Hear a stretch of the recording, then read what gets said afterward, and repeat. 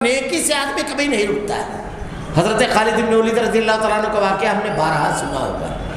حضرت خالد بن ولید رضی اللہ تعالیٰ عنہ اخلاص خالص اللہ کی رضا اور خوشنودی اگر آدمی کے دل میں،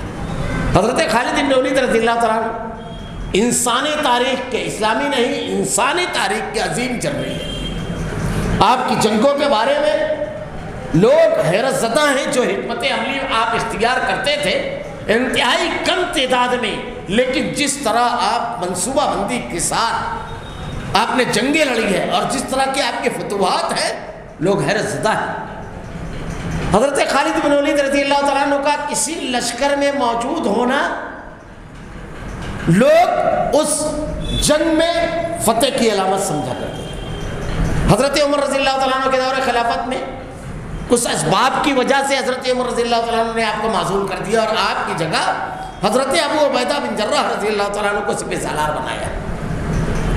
اور یہ وہ موقع تھا کہ اگر آپ تاریخ اٹھا کر دیکھیں، قادسیہ کی جنگ بالکل اس کے ساتھ لگی ہوئی تھی اور قادسیہ کے محاذ پر 4 لاکھ کا لشکر جرار تھا رومیوں کا، اور حضرت ابو عبیدہ بن جراح رضی اللہ تعالیٰ عنہ نے جب اطراف سے تمام لشکر کو جمع کیا تو صرف 30,000 تعداد تھی مسلمانوں کی۔ بلکہ اسی جنگ میں پہلے روز جو تیر اندازی ہوئی تو ایسا محسوس ہوتا تھا کہ آسمان دکھائی نہیں دے رہا، اتنی کثرت سے تیر چل رہے تھے اور اتنے زیادہ تعداد میں لوگوں کی آنکھ میں لگے تیر کہ اس کو یوم العین کہا جاتا ہے اس دن کو۔ حضرت ابو عبیدہ بن جراح رضی اللہ تعالیٰ عنہ نے حضرت خالد بن ولید رضی اللہ تعالیٰ عنہ کے تجربات سے فائدہ اٹھایا اور حکمت عملی تبدیل کی، اور اللہ رب العالمین نے فتح نصیب فرمائے مسلمانوں کو اسی غزوے میں، اسی جنگ میں۔ حضرت اکرمہ رضی اللہ تعالیٰ عنہ کا واقعہ ہے کہ پہلے حملے میں جب مسلمانوں کے خیموں تک کے لشکر آ گیا تو آپ نے یہ منظر دیکھا تو آپ نے ساتھیوں سے کہا کہ کون ہے جو مجھ سے موت پر بیعت کرے، تخت یا تختہ، یا تو اللہ رب العالمین سے شہادت دیں گے اور یا تو فتح۔ یہ پہلا دستہ ہے جو جانثار دستہ بنا، ان کے ہاتھ پر تقریباً 400 لوگوں نے بیعت کی، اور یہ جب نکلے تو تاریخ میں ملتا ہے کہ اس میں بہت بڑی تعداد شہید ہوئی۔ اسی میں حضرت اکرمہ رضی اللہ تعالیٰ عنہ جو ابو جہل کا جو تھا اس کے لڑکے تھے، اور بڑا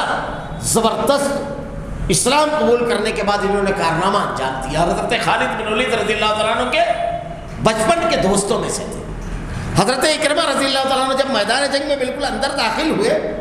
تو حضرت اکرمہ رضی اللہ تعالیٰ عنہ سے کسی نے کہا وَلَا تَعْلِقُوا رُؤُوسَكُمْ، اپنے آپ کو ہلاکت میں نہ ڈالو۔ آپ نے ارشاد فرمایا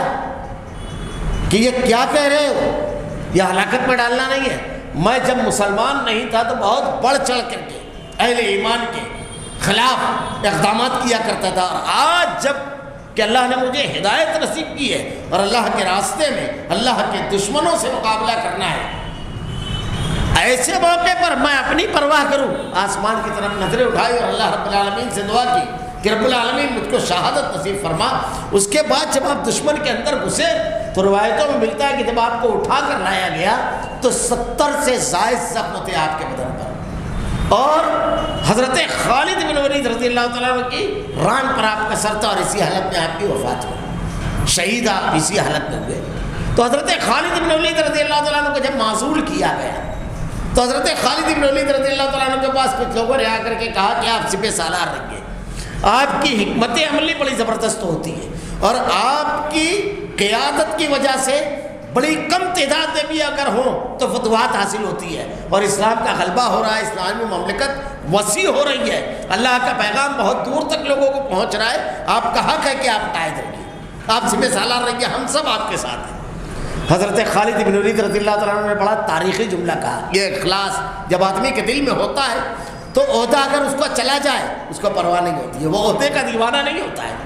اگر اس کی قیادت چھن جائے اس کو پرواہ نہیں ہوتی ہے، اس سے صرف ایک چیز ہوتی ہے، اللہ کو راضی کرے اور اللہ کی رضا مندی اور خوشنودی والا عمل کرے۔ حضرت خالد بن ولید رضی اللہ تعالیٰ عنہ نے جو جملہ کہا تھا اگر اسے سونے کے حروف سے لکھا جائے تو اس کی قیمت نہیں رکھتا ہوگی۔ آپ نے ارشاد فرمایا تھا میں عمر کے نہیں رضی اللہ تعالیٰ عنہ رب عمر کے راستے میں لڑ رہا ہوں، اور مجھ کو اس کی کوئی پرواہ نہیں ہے کہ سپہ سالار کی حیثیت سے مارا جاتا ہوں کہ سپاہی کی۔ اخلاص جب آدمی کے دل میں آتا ہے تو اس کو اس کی پرواہ نہیں ہوتی ہے کہ کس مقام پر رہ کر کے وہ کام کرے، دین کی خدمت کرے، بلکہ صرف ایک چیز ہوتی ہے کہ اللہ کی رضا اور خوشنودی والا عمل وہ کرے۔ بڑا مشہور واقعہ